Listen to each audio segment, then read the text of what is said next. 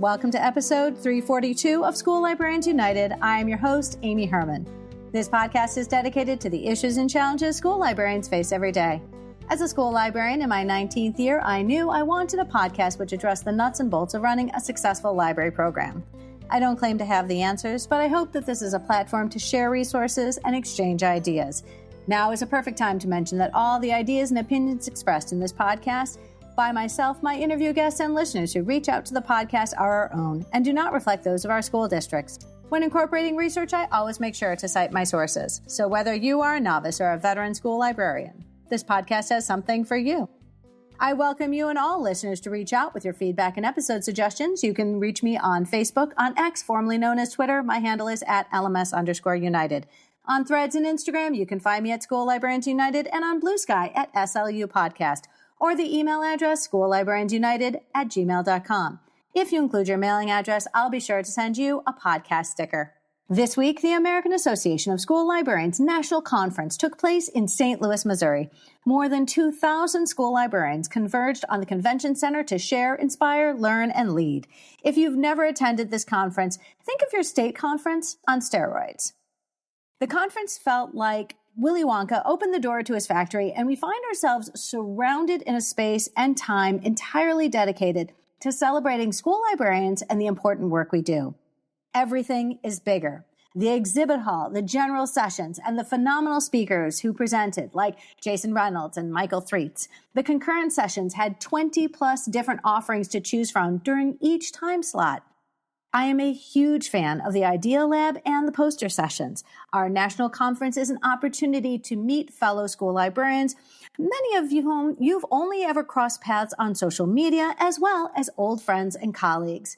For me, this is a reunion and an opportunity to invest in myself as a professional, and I spent my time meeting up with friends and colleagues and securing more than a few promises to record upcoming episodes. I've also been recording attendees over the past 4 days I spent in St. Louis. I'd like to take this opportunity to thank the hardworking members of our conference planning committee, as well as Allison Klein and James Major.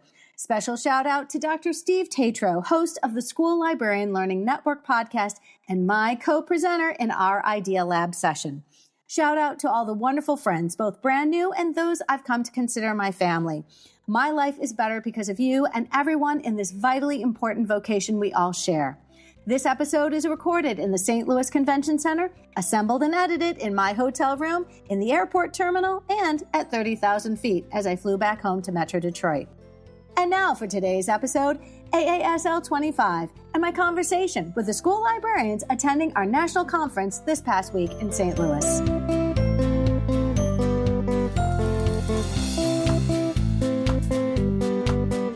So my name is Sara Levine. I work as a K-5 librarian in St. Louis, Missouri, and I just get to be the fun aunt of the school all day long. Well, and we've crossed paths before. We have. Because we've recorded an earlier episode. Please share how that all came about, because you are what I should have been in my career, and I've absolutely... the first 5 years of being a librarian, I don't think I came up for air because I was so overwhelmed. But let's talk about the first time we met. So we actually met a couple years ago when I was an emerging library leader through ALA. And my project was actually to work on the Inquire toolkit for AASL that we then put together to help other librarians better understand how to use the toolkit and how to live into the standards and frameworks. And still do your job every day. Yes. Lots of late nights. So we have recorded an episode, Emerging Leaders. I think it's an amazing opportunity for you to, as a rookie, as a newbie, you find a bunch of other people who are also working towards the same goal, a way to really get involved in our national organization from a real early start. But tell us, how has that grown and impacted you as you have worked through the last couple of years as a school librarian? So it's been really impactful to me because it really jump-started my way of getting involved. So as a librarian, you're often kind of in a silo. You're by yourself in a school. There aren't many other librarians in the school with you. And, if you're lucky enough, you have collaborative librarians in your district that you can go to. But by being involved in AASL and ALA, it really allowed me to make those connections, learn from people, and understand that I'm not alone in the library world. I've got so many people, so many resources, so many connections that I can make, and so many people that I can learn from that, it has just helped me grow and learn as a librarian. Well, and lucky you, our national organization is hosting our every other year conference in your backyard. Yes. How lucky to be able to celebrate and have so many Missouri school librarians coming here all at once. Oh, 100%. With the budgets being cut right now, having AASL in our backyard has been so amazing because it has allowed something that generally does not happen. All of the librarians in my district are able to come here and participate. We're actually presenting together, and it's just an opportunity that we wouldn't normally have because we don't have to travel. We don't have to pay for flights and all of that. Well, and it warms my heart to talk to people who are new in their profession. I'm on year 19 in libraryship. So I'm so excited for the future of our profession. Thank you so much, and I hope you have a great conference. Thank you so much. My name is Jennifer Connolly, and I am a high school librarian in Granite City, Illinois, just outside of St. Louis. This is my first AASL conference, but I am not new to conference going. And I'm finding it's really interesting to join a new crowd, right? So it's my second year as a librarian after I was in the English classroom for 24 years. So I went to NCTE several times, always knew people, have this network of people from, the old Twitter that I would see from everywhere and catch up with. And it's real interesting to be at like a new place with new faces, but now I need new connections because I need the peeps that I come to see every 2 years or whatever. My biggest challenge moving to the library, I'm in the same school that I taught in all those years, but our librarian retired. And in the meantime, I decided I really wish someone was doing a better job of that because they are not. And it's like a whole revitalization project. Well, and I agree. When you move into a space, a lot of times the first things on your to-do list are to fix the most egregious you're trying to correct for the things that you're like, if this were my space, oh, wait a minute, it is my space. Yes, totally that. Oh, I love it. So and that's how we prioritize always because we're trying to support the needs of our students and the staff, giving them the space that they deserve. Right. And everything's a project. But they're all bigger projects than you can do in just a little bit of time. So everything I start, I'm like, okay, I thought I could do that in 6 months, but that might take till next year. I don't know when that's getting done. When any time we're talking about a space as important and significant and has wide-ranging effects on our entire school community, it takes time, it takes money, or it takes both. And we can't instantly turn things around. We have to realize we're in this for the long game. Right. You start to learn that you've got to chunk those things into smaller projects. Absolutely. How do I pull those down into smaller things? Also, if I could have more help eventually, that'd be great too. I'm an absolute solo artist, and that is challenging as well. Well, and you know what? I'm learning as I get old to realize that I alone am not the reason or the way that we fix things. We have to start bringing in those resources, whether they are student volunteers, whether it's a group of people who want to come and really sort of implement change. I'm thinking about sometimes we have those parent organizations, not so much at the high school, but definitely bring in some student energy, and you might find that projects get done faster. Yeah, for sure. Jennifer, I'm so glad you decided to share with us today. I hope you have a fantastic conference, and I hope we connect in the future. All right, thanks for talking with me.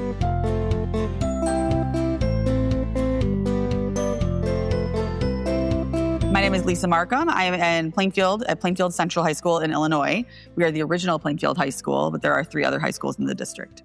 Excellent. Let me ask you, what is it that you want to share with listeners today? Really, it's about programming and partnering. I'm in a large district. It's a K-12 district with 29 schools, and I've partnered with our middle schools quite often. And they've run tons of successful reading programs, and our high schoolers kind of just come to high school and they act like they don't read anymore, but there are tons of readers in middle school. And so I really partnered with our middle schools to create programming that will keep those incoming freshmen. And that led into our book club, which, proved to teachers that there were readers. And then we started a Battle of the Books because our incoming freshmen were like, why don't we have one?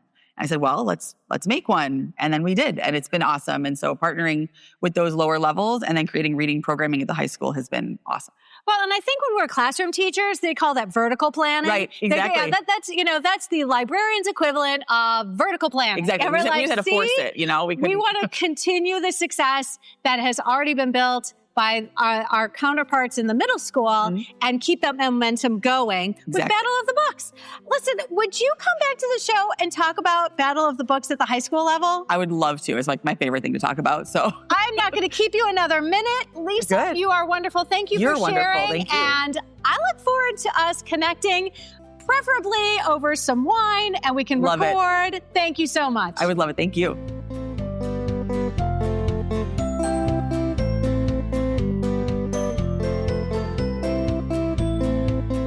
My name is Sharon Schloop. I'm a library media specialist with Lincoln County, our 3 school districts. I work at Main Street Elementary, and my grade levels are pre-K through 5. And where in the country is that?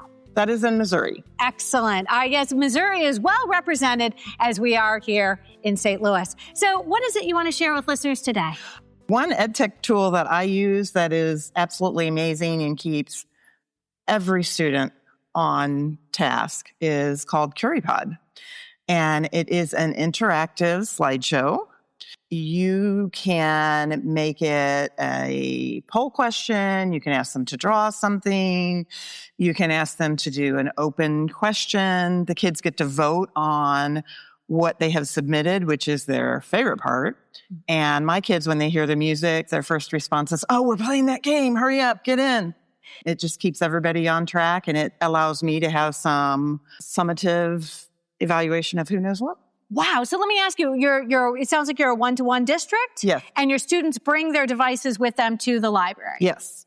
Wow. Yes. One-to-one iPads. So how much do you have to allocate in your budget to be able to keep the subscription going? It's free. What? Yeah, it's free. Is it like freemium? So like the best parts are behind a paywall? I believe they've changed it this year. We have, when your school signs up, your school can get a premium. So what's your sweet spot? So when do you introduce this to your students?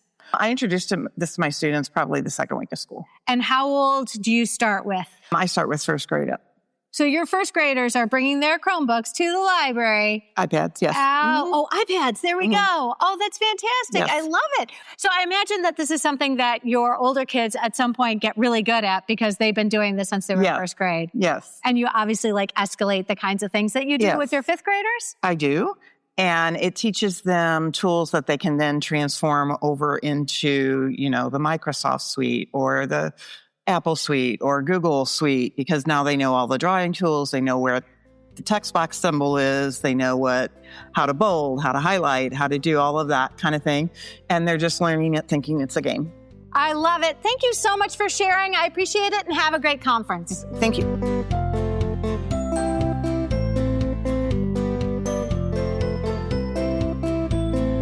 My name is Kathy Andronic. I spent over 30 years as a teacher librarian in the state of Connecticut. I have worked in schools from K through 12. Most of my time was spent at the high school level. I retired in 2018 from a wonderfully diverse high school in Norwalk, Connecticut, after 17 years there. And I am currently teaching at Salem State University in their library program. I'm actually coordinating it for 1 year, but I am also teaching classes there and loving preparing future teacher librarians for the best job in the world. Wow. So I'm curious to know, when you're talking to these aspiring school librarians, what percentage of them are actually already working in school libraries? Most have been teachers. Okay. Some for extensive numbers of years. Mm-hmm. Some of them are working actually in school libraries where certification was not absolutely immediately required. And some are working as paraprofessionals in school libraries with certified people. And they've said, wow, this looks like a really cool job. I want to know more about it. So there aren't too many people that are walking in cold. Like I did. But let me ask you, as their instructor, when it comes to making sure that they are as prepared as they need to be for launching into this profession, what are some things that you feel are absolutely incumbent to impose on your students? Because I got to tell you, my education that I got starting in 2001 probably would be a little different if I was in library school right now. And I was actually even longer ago than that, walking into one of those jobs as somebody with an MLS, but not with the certification. So I was working on the certification while working in my first school job in a private school that no longer exists, but they just made it understood that I would get my certification as quickly as possible. I would say keep up to date with the technology. Whether or not you like it, it's there. And you need to, and I have embraced it. It does make our jobs easier in many cases. I'm not going to say always, but you really do need it. And the kids are going to know it. So you have to be one micro step ahead of the kids. And also keeping up to date with the books, because you may not think so, but high school kids read. They do. It's not as obvious, that they're probably not going to walk in reading a book, but they do read. And when a kid comes up to you and says, what's new in books? You want something for them. And when everything that you mention, they've already read, that you're really going to have to stay on top of that. So I would say stay on top of the technology, stay on top of the literature, and go to conferences and do more than the exhibit floor. I love the exhibit floor dearly, but my first couple of conferences were spent on the exhibit floor. And then I found out there were things happening in those little rooms that I was walking by. And so go to conferences, meet your fellow teacher librarians, because it is a very isolated job. You're often the only one of your kind in the school and sometimes in the district. So find ways to reach out. And that could be conferences, that could be writing for journals. There are lots of ways to do that, but create connection. Wow, what lucky students you have. I do. Thank you. I enjoyed, we met during the opening session, and I'm so grateful. That was just sort of a chance encounter. And I just heard you looking for people as I walked by. Absolutely. I could do that. Listen, thank you, and I wish you the very best as the school year goes on. Thank you.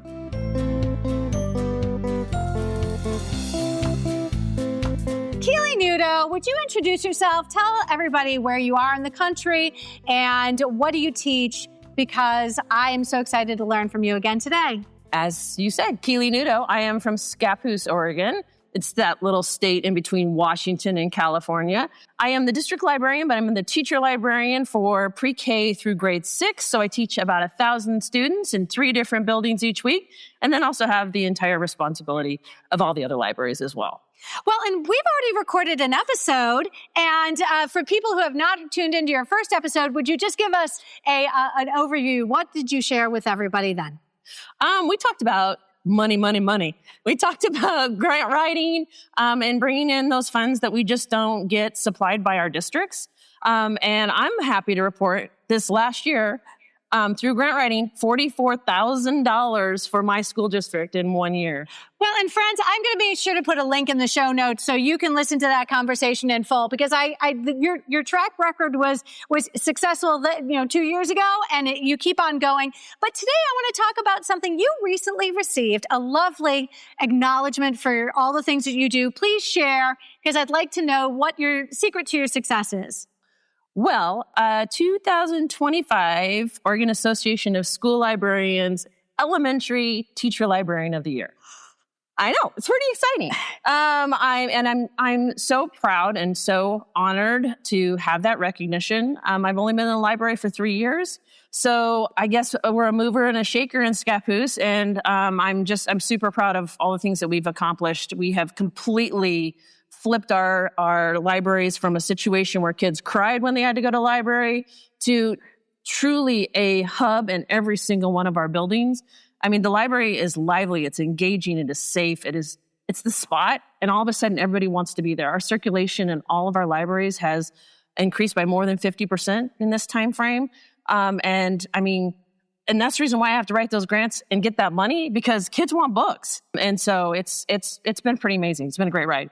So when that money comes in, how would you say you have decided how it gets allocated?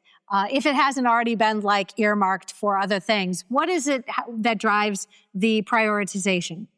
You have to analyze your collection.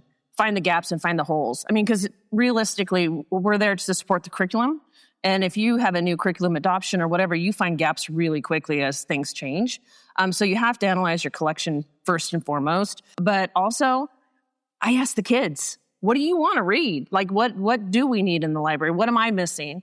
Because I can't always know exactly. The person before was talking about how you need to stay on top of technology and on the literature. I try to, but I'm K-12. So that's a lot to stay on top of. So you have to give the kids the voice. Absolutely. Keely Nudo, you are lovely. I am excited to continue to learn from you. I'm so glad that we cross paths again here in St. Louis, and I hope you have a fantastic conference. Thank you so much.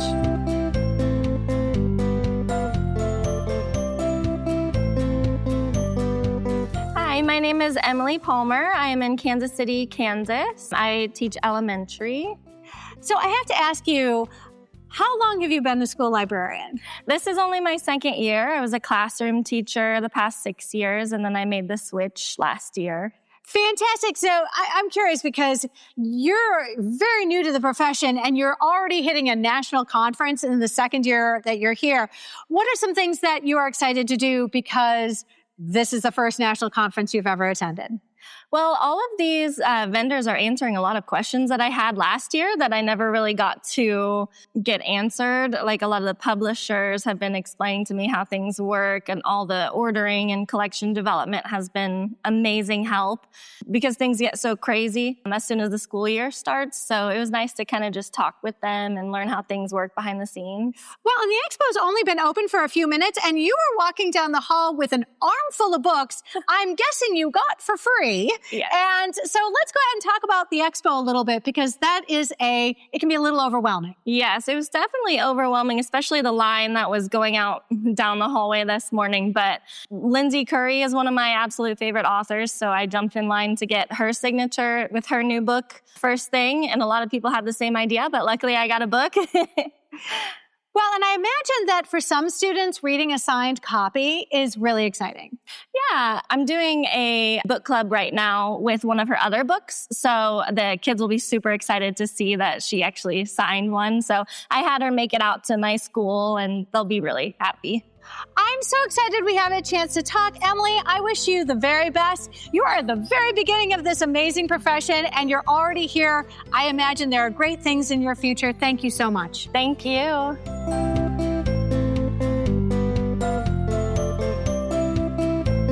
I am Rachel Welsh. I'm a school librarian in Texas in the Houston area. I'm a middle school librarian. Hi, everyone. I am Lauren Mobley, and I am a high school media specialist in College Park, Atlanta, Georgia.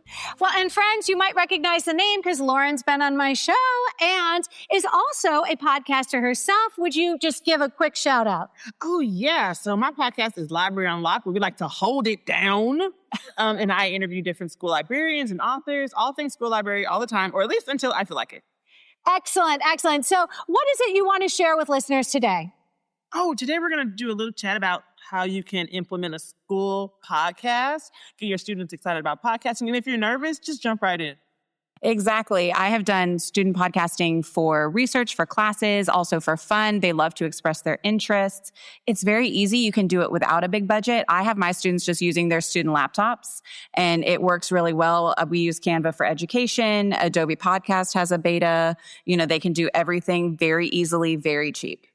Wow. And, Lauren, I want to hear about your podcasting because I know that you have modified it because your students asked you to. In our podcast studio, I had kids and they were like, I'm not really into podcasting, but I make music. Mm-hmm. Like, oh, let's do a music studio. So now I've got kids that can come in there, they can record beats, they can lay their tracks and make some music. So I've got like a podcast studio and recording studio hybrid in our school library. That's so cool. And friends, we're going to make sure to put a link to Lauren's show in the show notes. Friends, I'm so excited that you shared with us today, and your students are awfully lucky to have you. Thank you so much. Thank you.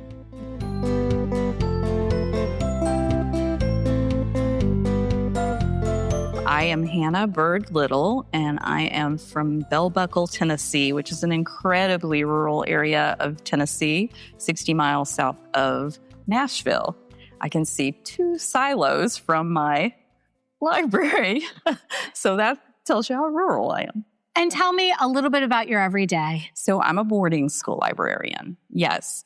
So last night I took a call that the electricity in my building at 9:00 was having some issues. So it's an unusual job. It requires some nights and other things to tend to. But my grades 6 through 12. Wow. Yes. And your boarding school students, I have to imagine that your relationship with these students, because they don't go home, is a little different than, say, those of us whose students abandon us at 3. Yes. So it is a second home, and our library is like their living room. And so they come to, have a third place. I love it. So, when it comes to teaching at a boarding school, you've been there how long? Oh. And I'm just curious, because if people who are listening would ever have the opportunity to work at a boarding school, would you recommend it? Well, I mean, it is a commitment. It is a vocation, I consider it. But so it's different. You become family to the kids, and I've been there for, this is 19 years. Wow, so a long that's time. amazing. Yeah, at the same school. So let me ask you, we come to the national conference. I'm guessing this isn't your first national conference. So what is it that you're excited for when you come here? I think more connection with others. That's the big thing. And you caught me in a really good moment. I just saw Joyce Valenza, and I was so excited. And she likes my new book. She read my book. And I was like, I'm so happy. So tell us about your new book. So it's called Sense of Place. School libraries at the heart of learning, connection, and belonging. Published February the 5th. All right. Which is also my parents' anniversary. Aww. My building's anniversary. Fantastic. So it's like a special day. So, that is exciting. Well, listen, I am excited to learn more about your book, and I hope you have a fantastic conference. Thank you so much. Do my best. Thank you.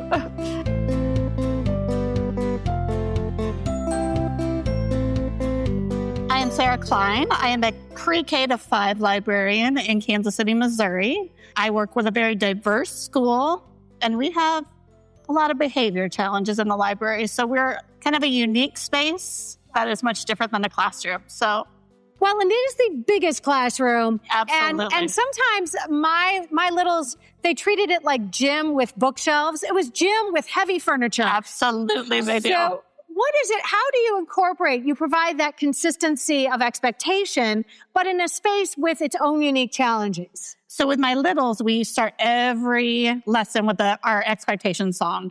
So eyes are looking, ears are listening, bodies are still, voices are off. So that is in their head every single time. But I'm also very big on just expectations. Like we stop and we practice, and everyone's on our pockets. Make sure we're looking, and just consistency with them, because I think some of my kids don't have that in their everyday life. Well, and again, if everybody's on the same page, not just the classroom teachers, but also your specialist teachers, how often do you see how often is your rotation with your students? So I see my K2 kids every other week, and then my 3-5 are the flipped week. So I love it. But, when it comes to having those kids in your space, what do you see as being the biggest sort of challenge that you've had to overcome? So my challenge is time. I only have 30 minutes with my kids, and then we do checkout right after that for 15. So we can't have behavior issues because we can't do anything fun if we're not being not doing our job. So what are some of those home runs that you have with your students that they really look forward to doing? Makerspace. Anything makerspace, anything that is active, hands-on, they're digging it, and robots especially. All right. So which robots? I'm going to drill down. Now I'm putting you on the spot. We do the Ozobots and the dashes and dots. Excellent. I love this. Listen, I'm so grateful for your time. I'm grateful you're here at this conference. I know that it is just a lot to learn, but thank you for taking a few minutes to speak with us today. It was so nice to meet you. Thank you for your time.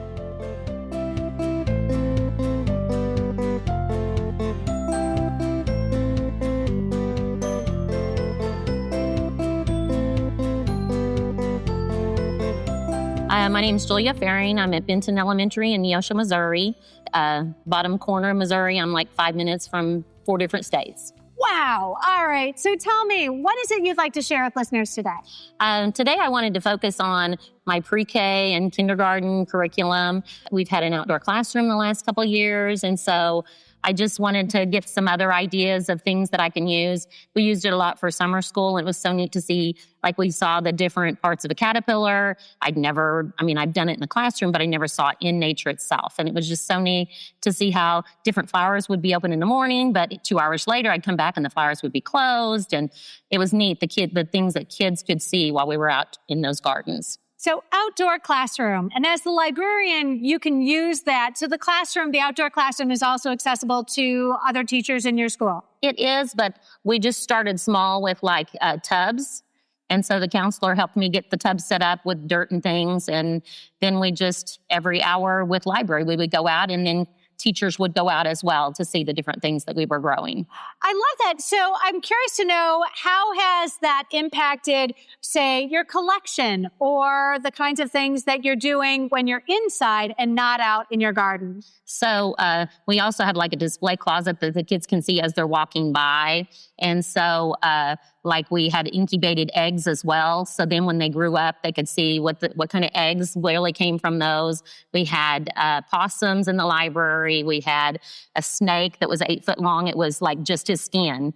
And, the different things that they found in nature and would bring and put in those display closets for everyone to see. I love it. But I think what you're doing is reminding not only your students, but your staff that what librarians do and what we bring to our school community, and I never like to use the word just books, but the programming that you're offering, you are expanding on the students' awareness of the world around them and why it is so vitally important to have a certified school librarian in their school. Yes, ma'am. Yes, ma'am. Listen, Julia, you're amazing. Thank you so much, and I hope you have a great rest of the conference. Thank you. I appreciate you.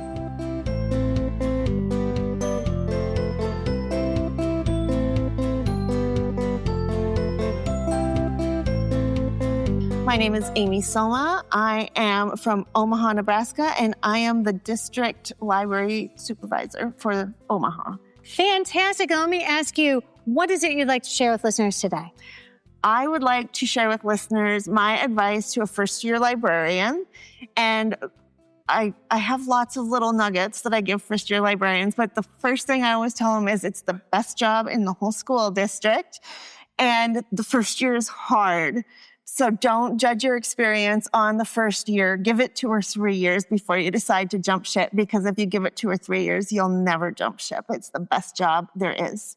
Well, and let me ask you, because what is your relationship to these new hires? Maybe that would help me understand better. Yes. So I hire them, and then I coach them through their first year. We do monthly workshops, and then we do weekly or every other week school site visits to support as well with the new hires. So see, that would be amazing. When I was a first-year librarian, I was drowning. I mean, I didn't come up for air for 5 years, and I'll be honest, I didn't feel safe asking questions because I was quite sure somebody would turn around because I was probationary. Yeah. And that I wouldn't get to keep my job if I asked a question as dumb as I was going to ask that question. It sounds like you're already doing a lot to support them. Yes. We have severe school library shortages. We need more people to become school librarians. So when I'm able to hire them, I don't want to lose them. So I bend over backwards to keep them safe. Well, it does represent an investment of your time and your resources. So retention is obviously important in your role. Yes, very important. And if you want to, I'm going to put in a plug. If you've ever been curious about Omaha, we have job openings for you. Well, and I'm telling you right now, there are people who are absolutely in a position to be able to pick up and move and start over. And it sounds like there's a whole support system for school librarians if you get hired for your school district. There is a whole support system. We have district office staff, we have mentor programs, and we want to help you be successful. I am so grateful I get to meet an Amy here from Omaha. Listen, I hope you have a fantastic conference. Thank you. Thank you.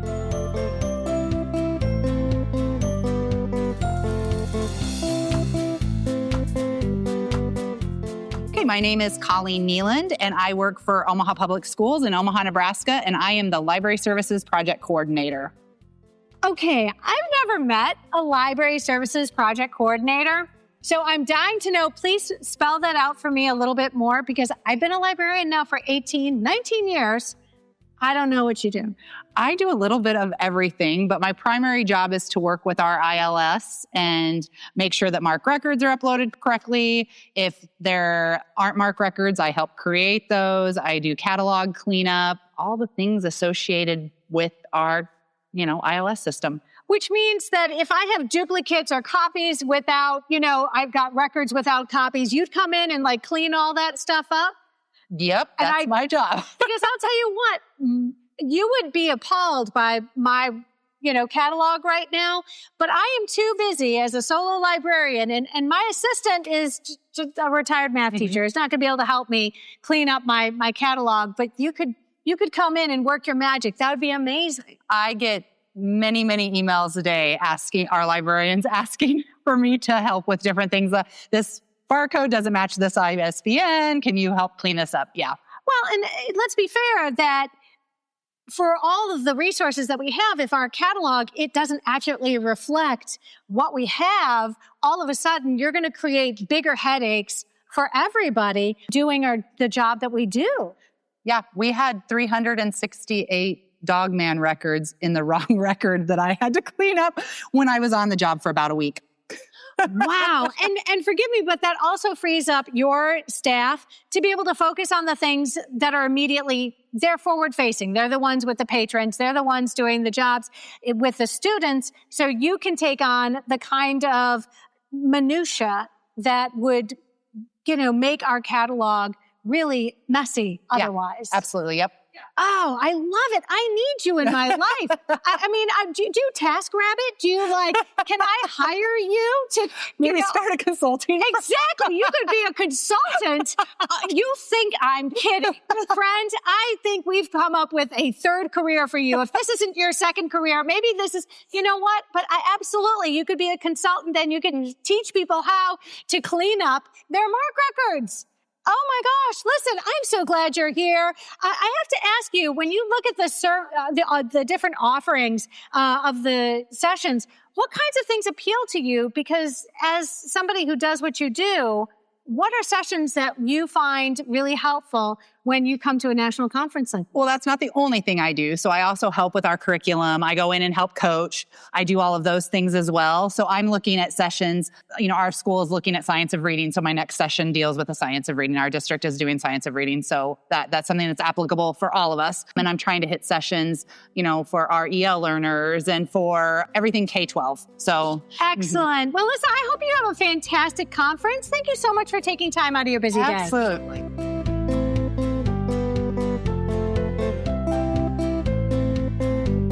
Rain Smith. I'm the school library media specialist at Whiteland Community High School in Whiteland, Indiana, which is just south of Indianapolis. That's my day job. I also am the IL chair-elect, the Association of Indiana School Library Educators chair-elect. I'm the chair of the Indiana Library Federation Communications Committee. I'm the Indiana School Library representative to the Midwest Collaborative of Library Services. I'm on the board. I also am one of the founding members of Indiana Freedom to Read, which is our anti-book banning effort in the state of Indiana. And I am the full-time caregiver to my elderly parents. Ooh, all right. So you know what? I can absolutely, we moved in to take care of my mom in the last 8 years of her life. Mm-hmm. And we lived down the street. My dad was still alive. And so being a caregiver. It's a job. It truly is. And I felt like there were days I kind of wanted a tattoo that everybody could see that said, just cut me some space. Cut me some slack. Cut me some slack because I'm taking care of somebody who is in decline. Mm-hmm. And it can sometimes being out of the house is my rescue. And sometimes you just are racked with guilt because you're not at home with your Correct. The person. It's exactly like that. And Yes. especially being a school librarian and being at school with students every day is actually the savior for what I'm doing at home. Yeah. And my parents both, my mom is in decline and my dad is just aging. But both my parents have actively been involved in my 25-year education career. Yeah. So before I was in the school library, I was the full-time theater director. And so my parents have always come in support of my kids too. They build sets, and some of that happened when I moved in the library too. And they can't actively help anymore, but they ask about the kids. They want to hear what the kids are doing in the library, and they love that stuff. Yeah. So it's a kind of a fun bridge for me, but going to school and being in my library is some days the only thing that keeps me going. But you're right, it wrecks you with guilt. But there is so much guilt involved because as involved as you are in the caregiving of your elderly parents, you also question, I'm not doing enough. I'm not doing enough. And you're like, wait a minute, I am doing enough. And you're like, no. And unless you encounter other people who have ever experienced this, you're like, you just don't understand. You don't understand. And it's kind of happening at the same time as the apex of my library career. Like, good things are happening to me. And I'm not good at saying no, because it's also things I'm engaged in and very interested in and stuff. And so it's a lot of balls to juggle. And it's a lot of learning curve and a lot of fun engagement. But then you have moments like today where I kind of crashed out for a bit because I hit capacity, and there we go. Well, and friends, we're doing this sitting down because I'll tell you what, when you go to a national conference, you spend an extraordinary amount of time on your feet. Yep. I judge people quietly based on their shoe choices because I'm like, friend, what were you thinking? I may have made a poor shoe choice yesterday. But truly, when you realize how much we do for others, we ultimately have to turn around and invest in ourselves. Yep, agreed. And I am always grateful. You're very present on Blue Sky. and I think for some of us, that has been something of a relief after losing X, that we have Blue Sky to do some of our connecting. And I felt like that's been, we're still working our way back to what library Twitter used to be, but I'm thinking we're doing better. And that was kind of the focus of our Idea Lab yesterday. Yes. So I got to present in the Idea Lab, which was really fun, with the 2025 School Librarian of the Year, Tim Jones. That sounds corny to say like that. Yeah. But we were talking about, we had the genesis of an idea kind of before that happened about talking about how we should be, nobody promotes what we do. Often school librarians work in solitude and people don't understand in your school corporation what you do. And so we decided we wanted to talk about self-advocacy. And that's kind of where the genesis of the idea was. And we were working on these things about sharing and self-advocacy. And then I got his face on a magazine cover in my mailbox. And I was like, hi, Tim Jones, what's this? And he couldn't tell. And and I'm like, so you having a party? Are you celebrating? What's going on? And he's like, well, no. And I'm like, this is the whole point of what you and I have been working towards. Yeah. And so so our Idea Lab was called the Humble Brag, and it was talking about how you do that, but we also gave shared tools. So we're building a PLN directory. So people are going to self-input, and that's going to populate into what will be like an address book, shared address book. So you can find where your friends went, whether it's Blue Sky or Insta or whatever, to reconnect all of us. And then also there were shared materials to tell you how to PR yourself, how to do that digitally, how to write a press release, and we can all add stuff to that so that the sharing goes on, but it's all towards that promotion and advocacy. The crowdsourcing. Yeah, we're going to crowdsourcing. Would it be possible to put those links in our show notes? Absolutely. All right, magic. I'll tell you, Rain, I am so glad. I'm relieved you're here, because now appreciating that your home life can be a little complicated, but because by choice. And you know what? I'll tell you what, somebody who's on the other side of that equation, I'm telling you, you will never, ever get this time back. And you are doing exactly what you need to do to be able to look at yourself in the mirror every day and say, you know what? I am a good person. I am. So absolutely. I'm crying in a hallway. It's all right. It's all right. It's all right. You know what? We have to be vulnerable, and you also have to recognize that there are people around you everywhere who absolutely get it. All right, Rain, I am so grateful. Listen, friends, we have to stop this recording so we can hug. But friends, we will enjoy those show notes. Thank you so much, Rain. Thank you. I appreciate you. Thank you. Bye-bye.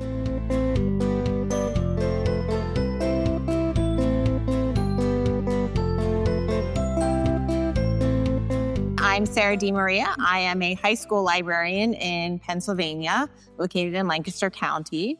And yeah, I'm really happy to be here in AASL in St. Louis. And I was really focused on rewriting some curriculum. So I thought this would be a great opportunity to come and check out the revision of the standards and get some fresh ideas. Okay, so I've been a high school librarian now. I'm now in my 5th year, but I'm not going to pretend to be an expert at anything. So can you share with me something that you feel really does represent the work that you do in your space when it comes to programming with your high school students? Yeah, I think the most important thing is the vibe. And the vibe that I want to essentially give is that I trust kids. I think that there's a lot of adults out there that don't validate their experience. And so that's the first thing that I want to do. And I want to show that with my space as well as the way I teach and the resources that are there for them and the literature too, really, to represent who they are.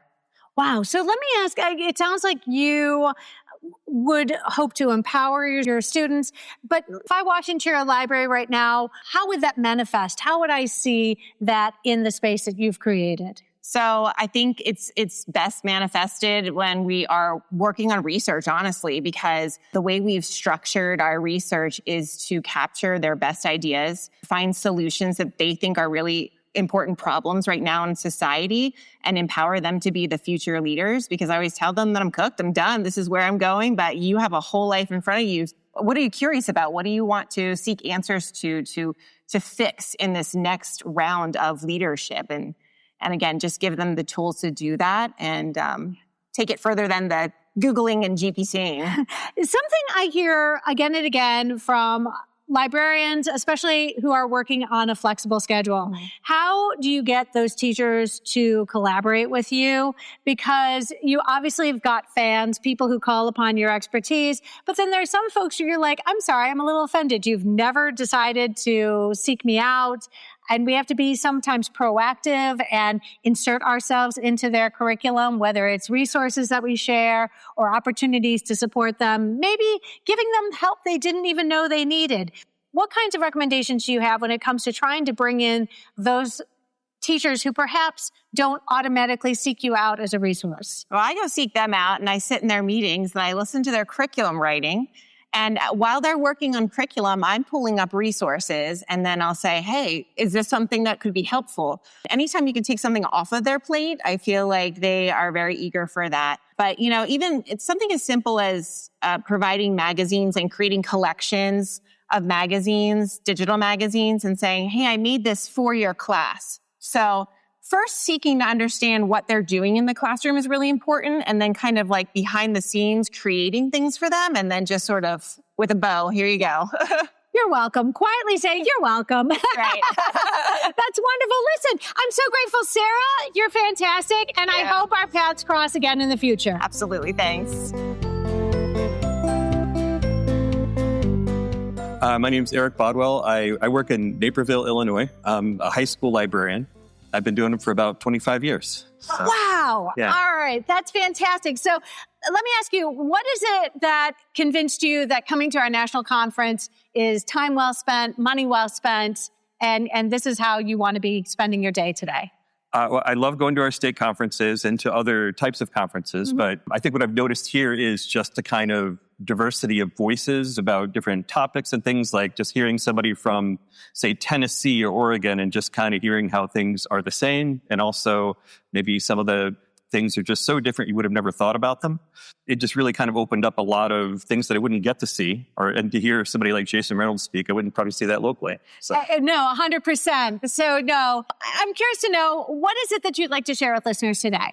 I guess what I've probably learned in my time is that if I'm going to collaborate, if I'm going to make a suggestion to an administrator or collaborate with a teacher, I find that the best thing that I can do is to try to put myself in their shoes, and from their point of view, what is it that they are concerned about. What do they prefer? It's not always what I prefer, like what I think is maybe the best option, but how can I best serve them and maybe help move the needle a little bit so that I can make what they're doing a little bit better, and work within their parameters. And I think that's the best way I can usually get somebody on board and can do something effective. Well, and I think school librarians are so accustomed to anticipating all of the pushback we're going to get that we are sort of programmed to start thinking about what are the reasons that would give my administrator the reason to say no. So right. No, absolutely. But that's great advice. Can I ask, is there something that you celebrate and it is something that you're especially proud of in your program because you've been there for a while? Yeah, that's a good question. I feel really proud of the work I've been trying to do for years just to try to kind of pin down some information literacy skills and to try to get those in the system. And I've worked at 4 different schools, and sometimes it gets there, sometimes I see a light, sometimes I don't. I'm kind of currently doing that now, and I feel like it's kind of making its way through again. And I feel like every time it does, that however long it stays, it's a good thing. Wow, and your school is so lucky to have you. Eric, I'm so grateful we crossed paths, and hopefully we will encounter each other again in the future. I appreciate your time. Have a great conference. Thanks. My name is Nathan Miller. I'm a high school librarian at a suburban high school in Kansas City, Missouri, or near Kansas City. It's about 2,000 students, and there are 2 librarians, so I'm one of 2. All right, so let me ask, what is it that you want to share with our listeners today?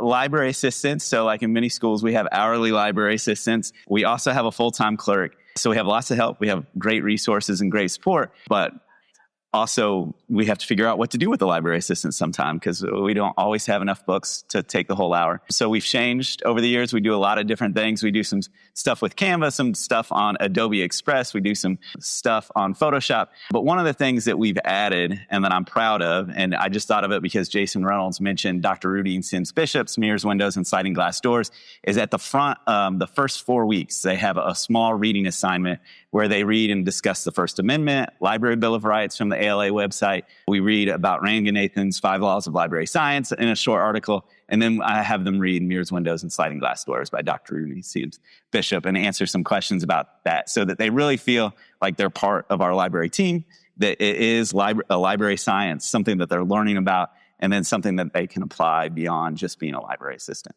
Well, and I think what I love about that is you're setting the stage for some of these well-intentioned students who think they're just doing something that really you could sort of put that idea somewhere in the back of in the recesses of what they're going to do with their lives.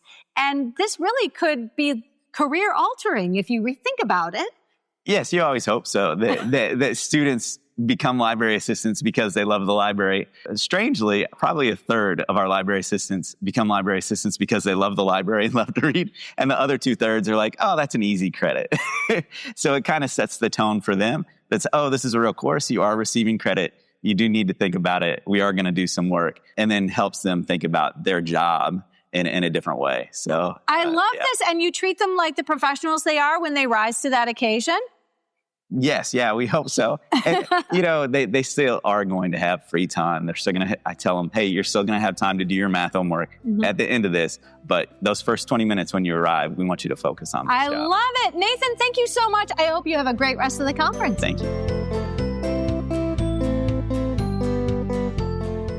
My name is Donna Mignardi. I am a high school librarian, and I have enjoyed being a high school librarian for over 20 years. Wow, that's impressive. I'm new to this. This is only my 5th year as a high school librarian. I am having the time of my life. And I have so much respect for people who have I found what I do well, and this is where I'm going to stay. Wow. So what is it you want to share with listeners today? In your list of questions, you had one advice for first-year librarians or new librarians, and mine is build the relationships. Get to know your students, get to know your staff. If you're in a high school like me, you have to market yourself.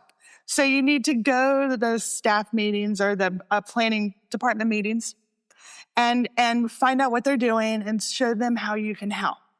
Communication is key. Building relationships key. Even with your students, you want to be there. I've learned this past year, and after 20 years, this makes a difference.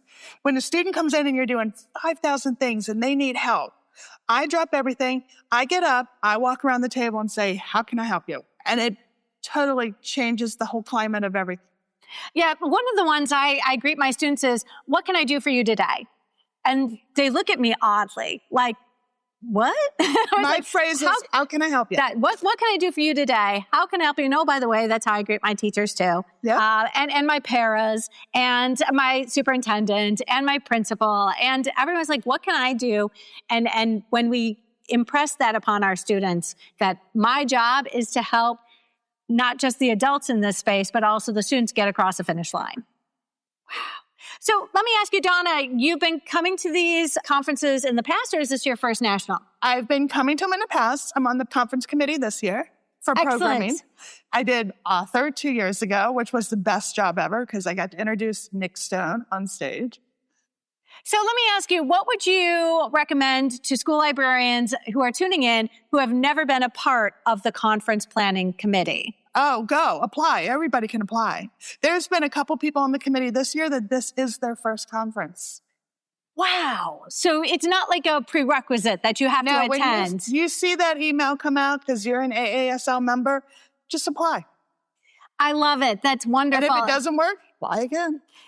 And as somebody who has not always gotten accepted the first time I've tried something, persistence has always paid off. It's one of our greatest strengths. Don't you agree? 100%. Donna, I'm so grateful you took time out of your busy day. You're on the committee. You've got a lot of other things going on that the rest of us aren't doing. So I appreciate your time, and I'm excited that we had this opportunity to share with our listeners. Thank you.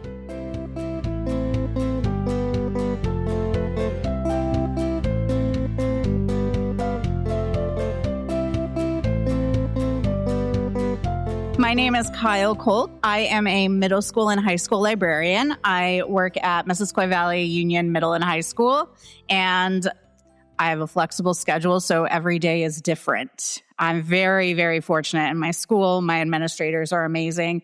They really trust me, and I'm over the moon about it. I love where I am. My students are great. My favorite library program is what we call our middle and high school readathons. They happen once a year, and it is literally where for half a day, the kids get to sign up and then they just come into the library and read.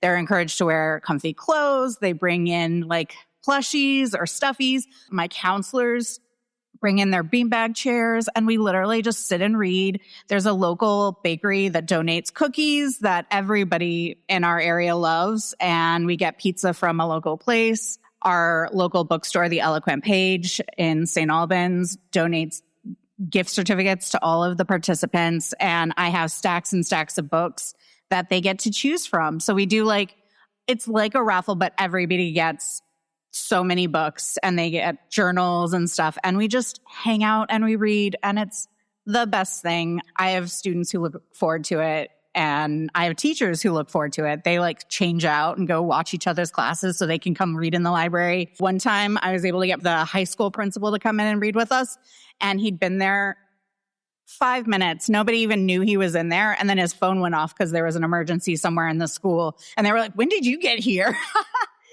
I have to ask, would you ever consider, coming back on the show and giving us a little more detail? Because this 2 minutes is going to be enough of a tease that there are a lot of people who'd love to replicate the success you've had in your space. I would love to. It's not a fundraiser or anything. It's literally just being like, hey, we love reading. I love giving you books. Come in. So I do have to say that that's one thing. It's literally just promoting this love of reading. But you make it sound so easy, but I know it's a lot of work. I'm gonna really ask that you join us again, because I cannot leave you just walking away with this amazing thing that a lot of us could do in our own program. I would love to. It's really getting people in your school community involved and having the support of your administrators. Thank you so much, and I look forward to our paths crossing again very soon. Same. Thank you.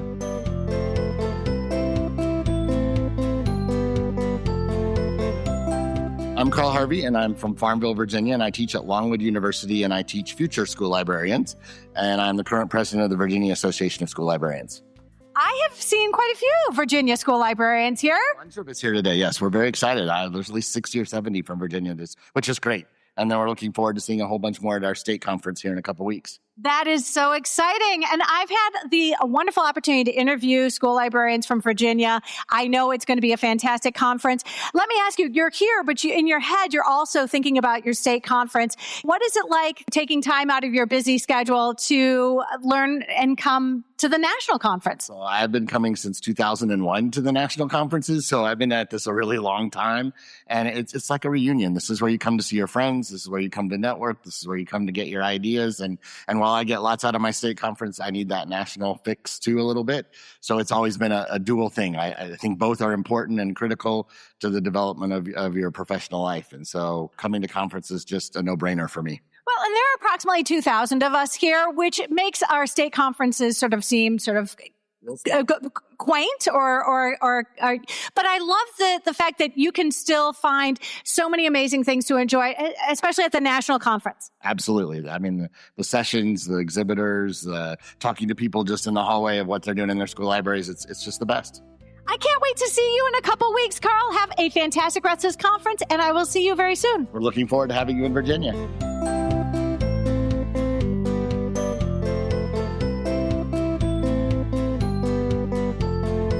Hi, I'm Neva Jorgensen, and I am the middle school media specialist at Smithton Middle School here in central Missouri. We're actually in Columbia, and it is a wonderful place to be. It's my 10th year in the school and my 6th year in the library. Fantastic. And what is it you want to share with listeners today? I think really I just want to say that the AASL conference has been amazing, and having an opportunity to meet Michael Threets and listen to Jason Reynolds speak has been astonishing. And getting people into my media center has been all about making it open and available and trying to put books in front of kids that they can see themselves in. I hope you have a fantastic conference. Let me ask you, this is the last day of our conference. Is there something that you're excited to do or a session you're excited to attend? I am excited about attending my next session where Lori Halls Anderson is going to be co-moderating guest speaking. And I am looking forward to getting back to Columbia and pulling out all of the things from the different people that I got to meet here and then sharing that with my faculty and my student body. What I really want more than anything is for people who have never considered, taking this leap to come to a national conference, are convinced, maybe this is something we should put on our radar. It's wonderful. I walked through the door this morning and got to take a selfie with Michael Threets, who I have been following on Facebook for years now. It was like meeting one of my own personal superheroes. It really does give us a lot of energy to bring back to our spaces when we go to work on Monday. Yes, absolutely. I also think it was important. One of the things Jason Reynolds said was that this work costs him because he pays for it in his soul and his care of his body when he goes and he meets people like this. And I think we all do that if we care about our work. I think something that connected with me personally was when he said people invest in people. And for me, that's what this podcast is. It absolutely is. Thank you for investing in us. Hey, have a fantastic rest of the day. You too. Take care.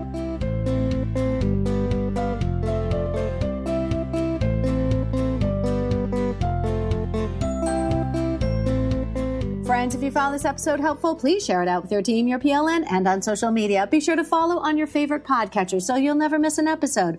And if you really like listening today, consider leaving a review wherever you listen to podcasts. Reviews help others find us. If you're curious to know how often your state or country has been featured on the podcast, then simply click on the link that can be found in our show notes, search by title, author, state, and country, and do a Command F search. I hope this is the year you consider being a guest on the show. Please visit the FAQs and linked in every episode, and you'll realize just how easy it is. We all have something to share. Make Season 8 your time to shine. Friends, I'm currently juggling several outlines and tentative recording dates, thanks in large part to the many wonderful and talented school librarians I met this past week. You can be sure our upcoming episodes will showcase the amazing school librarians sharing their strategies and resources. I hope you will tune in.